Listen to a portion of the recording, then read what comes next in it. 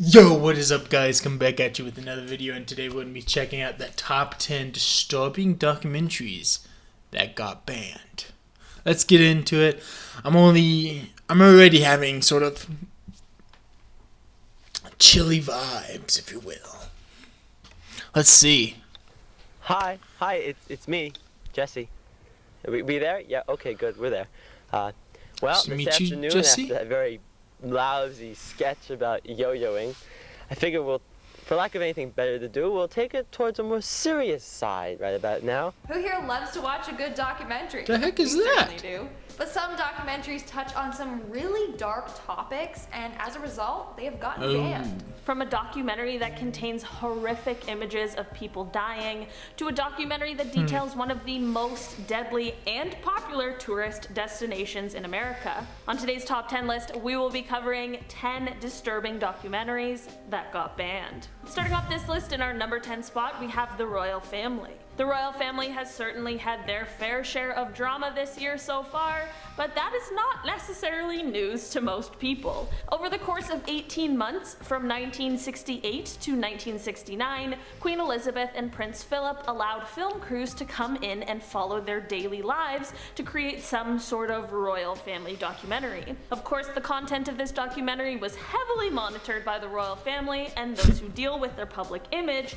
so the documentary itself didn't contain anything extremely dark or surprising. This documentary aired on BBC One in June of 1969, So why is but this ended up taken being out? banned by the Queen in 1972. Why? The reason was apparently because they believed the film was in danger of killing off the monarchy, whatever that means. They explained that they felt like if they did things like this too often, that it would cheapen them by letting the magic seep out, and that people would just want to know more and more and more. I can see this point of view, but I also feel like there might be something a little more sinister going on here, especially considering everything that we do know. At the end of the day, this documentary is now actually on YouTube if you would like to and choose to go and view it. No. At ninth spot, we have The Men Who Killed Kennedy. And guys, here's your little friendly reminder to hit that thumbs up button because it really helps us out. Yeah, This hit is a that video thumbs up documentary button for series me, that please. discusses the assassination of President John F. Kennedy. It was created by British television network ITV. All 9 episodes Okay. of this documentary originally aired on the Discovery Channel. Now, any documentary dealing with death and assassinations are going to be dark. This Right. wasn't a lighthearted docuseries, but not the entire series was banned. Just the last 3 episodes that aired in 2003. Those 3 episodes were eventually pulled and are banned from ever airing again.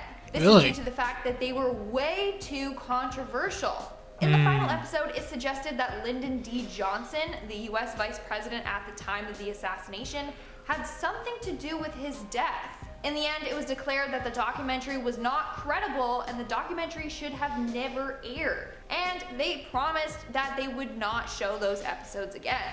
So in this sense, it wasn't banned because it was too graphic, but because it was too controversial. In our number 8 spot today, we I mean, that kind of makes sense. If you have 3 episodes talking about how at that time somebody, I forget his name and I forget who it was, but anyways, please don't hate me for that, okay? Please. But if you have something like that controversial, then yeah, I would say, like, if it's going to be so controversial, that's going to hurt a lot of people, especially if it's a documentary, okay? I don't think documentaries should be confidential, not confidential, but, you know what I mean.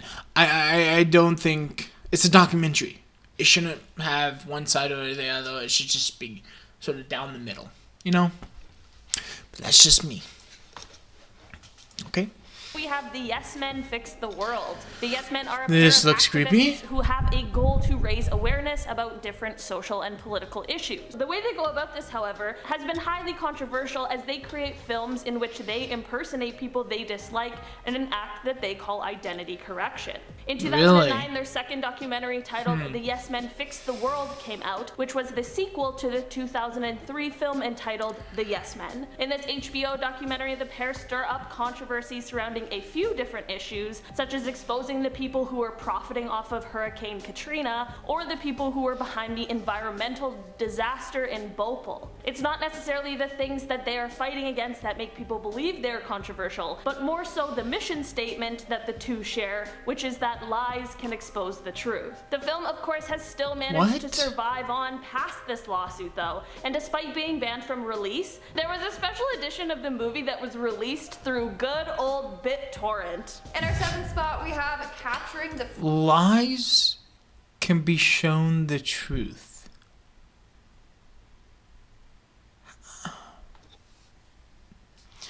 How does that make any sense? Because honestly, a lot of times a lie can be way worse than the truth. Like almost every single time. A lie can be way more deadlier than the truth sometimes. So, I don't like that little mission statement. Friedman's. This HBO documentary filmed by Andrew Jarecki was released in 2003. Initially, it was meant to be a short film about children's birthday party entertainers in New York. It was titled Just a Clown. But while filming, he made a shocking discovery that completely made him shift gears. So while filming, a man named David Friedman, who was a very popular clown, he learned that David's brother, Jesse... Don't tell me. Okay, prediction. I betcha it's either going to be the clown or, like you just said, the brother that's going to be like a clown killer. I betcha. Let's find out. His father, Arnold, were guilty of some very bad things to young individuals. It started Never mind. In 1987, U.S. I think I was way off. Accepted a magazine of explicit images of young people. It was making its way over to the Friedman's house. That's when police investigated Jesse and Arnold. The two were then given a stay-at-home order while preparing for court, and they decided to document what was going on. So they had a number of tapes that captured family dinners, private conversations and arguments, etc. The documentary shows these home videos and follows the two Friedman men. Due to the film's content though, this documentary was banned in a couple of countries. In our number 6 spot today, we have Earth. Isn't that... okay. If you just based off of what she just said, because I don't know the backstory or anything like that. But isn't that also considered stalking? If they stay at home and then this film crew basically did a documentary, isn't that considered like stalking and all that? I don't know. It's just like with paparazzi. I don't. Me personally, I'm a pretty private guy and everything, so having like all that information gives me the chilly willies. Earthlings. Earthlings was a film made in 2005 and was a documentary that focused on the way that humanity uses animals. It was definitely meant to shed a negative light on the day-to-day practices of some of the largest industries in the world that all heavily rely on animals. The footage for the film was largely captured using hidden cameras. This documentary first became controversial not because of the conversation it sparks, but because of how gruesome some of the footage was, particularly the footage from puppy mills. I honestly wouldn't even recommend viewing this footage and would much prefer a different way of educating on the horrors of these things because it really is just terrible. People were also upset because they thought that the film's director was just trying to push a vegan lifestyle on others by using scare tactics, but I'm not quite sure that this was the goal of the film at all. The film saw more controversy just last year when a Ukrainian man named Maxim Kryvosh held a bus with 13 passengers hostage and demanded, along with other things, that the president of Ukraine make a statement saying that watching the film Earthlings was recommended viewing for everyone. The president did end up releasing this statement, and thankfully all of the hostages were released without any incident, and the president's recommendation was then deleted. After this, Earthlings director did also make a statement regarding the situation, explaining that it does not endorse or condone acts of terror, and that its message is one of compassion for all beings. We're now at our 5th and Holy crap.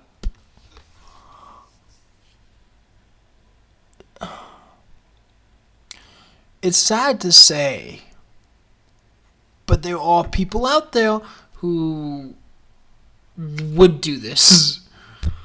Oh. That's freaking insane.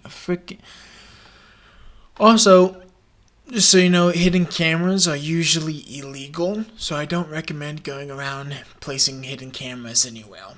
Just saying. Halfway mark with the act of killing. This is a 2012 documentary about the group of people who committed a bunch of murders in 1965 to 1966 as part of the Indonesian genocide. However, the film mainly centers around one of the murderers, Anwar Congo. It is said that he took the lives of 1,000 people. What made this documentary so controversial and disturbing is the fact that the film had Anwar Congo recreate some of his murders. People said the way it was romanticizing death and violence. I mean, this dude talked in detail about the murders, like saying his preferred method of killing was to use a wire and then strangle his victims. To him, this was a neater way to kill. In the end, the Indonesian government did not like this film, saying it showcased a misleading portrayal of Indonesia. I wonder why. why. Spot today we have the bridge. That's the Golden Gate Bridge in insane. San Francisco is a hugely popular tourist destination, but it is also one of the most popular spots in the whole world where people will go to take their own lives. When the filmmaker Eric Steele heard about this extremely sad statistic, he decided he wanted to make the bridge in which he would attempt to figure out why this was the most popular spot, but also he wanted to show people attempting or even succeeding with this action so that he could show that basically nothing is being done to try and prevent this from happening. This documentary quickly became very controversial because there were many people who believed that the film was glorifying this action, despite that most definitely not being the film's intention. People felt as though the film turned instead this of into like entertainment helping and these people or normalized anything, the action. this There dude was decided also to some drama film between Eric and the members these of people the Golden basically Gate killing National themselves. Recreation Area Agency, That's awful. who said that Eric didn't disclose his true intentions when he applied for a filming permit. But in the grand scheme of what this film is about, I think that this is the last thing that anyone should be worried about. Moving on at number 3, we have Zoo. Okay, where do I begin with this one? So basically, this whole documentary surrounds the death of Kenneth Pinyan, a man that passed away in 2005 after engaging in sexual activities with a horse. But that's not the disturbing part. The worst part is apparently the documentary tries to justify this man's actions and it defends him, saying basically love is love, whether that's a love for another human or for an animal. An actual review said, and I quote, "The documentary spent too much effort trying to defend these actions rather than documenting what actually happened. I thought the point of documentary filmmaking was to be objective and neutral on the subject. It is! Present the evidence and let the audience make up their own minds." So, do I even have to explain why this documentary was banned in certain places? No, you I don't. mean, hello, it's a fairly controversial That's bestiality. and disgusting Oh my topic. gosh. In our number 2 spot today we have It's already disturbing to be making a documentary on a guy having sex with a freaking horse. That's already disturbing. But then to basically say, to try to justify it. Oh! No, no, no, no, no, no. No. Oh. Kitticut Follies. Different films get banned for a multitude of reasons, which usually comes down to the topics being controversial or up for debate, but this specific documentary was banned because of the fact that it was just absolutely horrifying to every audience. This extremely important but upsetting documentary was made in 1964 and explored the life inside the Bridgewater State Hospital for the criminally insane. As you can imagine, life for the people living inside of this hospital was terrible, and this documentary did not hold back on shining the light. It showed the neglect that the inmates faced from their caretakers, as well as even more horrible things that they had to endure. This film was originally banned because some people believed they needed to protect the identity of the people portrayed in the film, which I understand, but that does seem kind of backwards and like it would only be benefiting the people who desperately needed to be exposed. In 1991, however, the ban on this film was lifted and people were able to see the reality that many people at this hospital faced every day. And in It's our number one awful. spot, we have Faces of Death. This film is banned in 40 plus countries. That's Wow. just how gruesome it actually is. In 1978, this documentary was released, and people were horrified at how graphic it was. The film contained real footage of dead or dying humans and animals. In one scene, you see a body being sliced open in an autopsy. Another scene shows a man being electrocuted. And in another, you see a monkey get beat to death by a hammer. Yeah, they showed all that and more in this film. It's basically like they collected the most disturbing real-life footages from all over the world and compiled them together for this film. As a result of its very graphic content, the movie was banned in 40 plus countries. Good. Alright guys, that's all for today's video. Holy, that at that point, is that really just that's not a documentary. At that point, some psychopath just put a bunch of videos together and said, there you go, documentary, we're good. Oh, that's awful. Comment down below which one you guys think was the worst out of all of them. Me, I don't know. I don't know which one would be worst. I do think number 2 was probably god awful.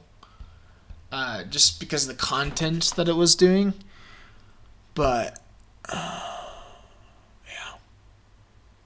I guess with that said, I hope you guys all have a fantastic day.